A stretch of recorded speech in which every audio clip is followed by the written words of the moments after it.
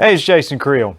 You know, one of the things I hear a lot about from lawn care business owners is dealing with lowball prices, whether it's, whatever the reason that the prices are low. You know, they'll talk about guys who will say that they'll cut any yard for $25 or, just different strategies like that can be a problem for our industry. I want to talk about why you should not join the club and think, well, if they're going to go low, I'm going to go lower, and what that does. So here's part of the problem with just lowballing in general. It's not, we can look at it from the simple math. Let's say that you were cutting a yard 20 times a year and you charge $5 less than what you probably should have. Then the simple math would say that you've cost yourself roughly $100. Well, it's not just that is the whole deal, and that adds up. If you said, well, you had 100 customers and each of them were worth, you underbid by $5, it ended up being $100 for the year for each customer. You had 100 customers, it's $10,000. So I mean, that is a point, and it makes sense. But that's not the only thing to it. It's when you identify your company as a price is your main selling point, you begin to attract a certain type of customer. For instance, let's look at, and there's a reason that works in other industries and why it, in my opinion, does not work as well in the lawn care business. So for instance, Walmart it's no secret that they target lower prices, and you can so many times beat the prices at other stores at Walmart. Well, you gotta understand how massive Walmart is, the extreme leverage and buying power that they have to be able to still be very profitable, and the massive volume that they're doing.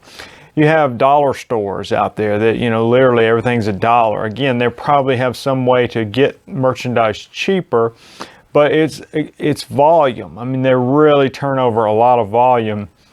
Well, if you're in a service industry like we are, cutting grass or doing any kind of lawn care service, it's there's only so much you can do as far as volume. Let's say, well, I'm only going to make a 10% profit margin or 5% profit margin, but we're gonna do, we're gonna have 1,000 customers. We're gonna cut 1,000 customers every week, or well, then you know what I'm saying, it just doesn't work out because your overhead becomes so much to be able to produce that volume, being the equipment, the labor.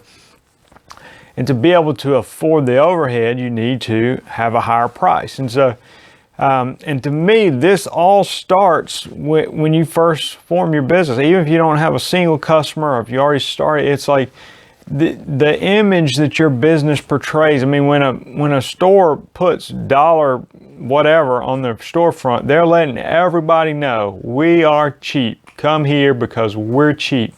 Okay, but like I said, it's a different game than it is in a service industry. So if your business name and logo and all, your whole image, your truck, your equipment, all the way you carry yourself says, we are cheap, call us if you're looking for a really cheap deal. If you want, a good quality service that's going to cost a little more, don't call us. Okay, and that's sometimes not what you're trying to communicate. But by not going a little extra step in the way your business is branded, for lack of a better word, the image that it portrays, you are attracting a certain type of customer. And I know I harp on this sometimes, but it's to me, you have to be able to increase your prices, get in that middle range. And I understand this can be difficult in some area. I mean, some markets are better than others. I mean, so if you're in a market that just doesn't have a lot of middle upper class people, it's going to be difficult. And so that's something to consider. And I'm not saying you can't have a volume strategy. Say we're going to be, middle on our prices, and we're going to do a lot of volume. and try to be very efficient. I'm not saying don't do that, and I'm certainly not saying charge a lot and be inefficient, you know, be really inefficient, but we'll charge a lot anyway and make up for it, you know. So there is a place to land on the pricing scale. I'm just saying don't fall on the bottom half of the pricing scale, and with pricing being your main selling point, because the type of customer you're attracting, and then other things, it's like when you need equipment repaired, you know, it's not like you can just make a little bit of money every day and say, well, look, I made enough to live off. I mean, you need money to run a business, which includes having employees, keeping employees, maintaining equipment, upgrading equipment. It's more than just, hey, I made enough money to eat and pay my house payment this month. You know, it's more to it. And all that starts from the way you position your business. We are professional. We do fantastic work. And yes, we are not the cheapest in town, but we are striving to be the best and to give you a fair price. So anyway, don't be a low baller. And if you have low ballers, just whatever, ignore them. Most of them can't hang around very long anyway. They're not marketing to the same customers you are. I mean, most of the time, I understand there's some wealthy people who will hire a low baller, and that's just part of it. And you just have to say, you know what, I lost that one. But there's plenty of people out there that want to pay for quality and are willing to pay a little bit more.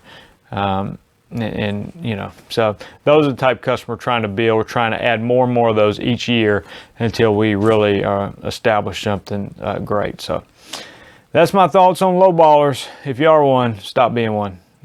Bye.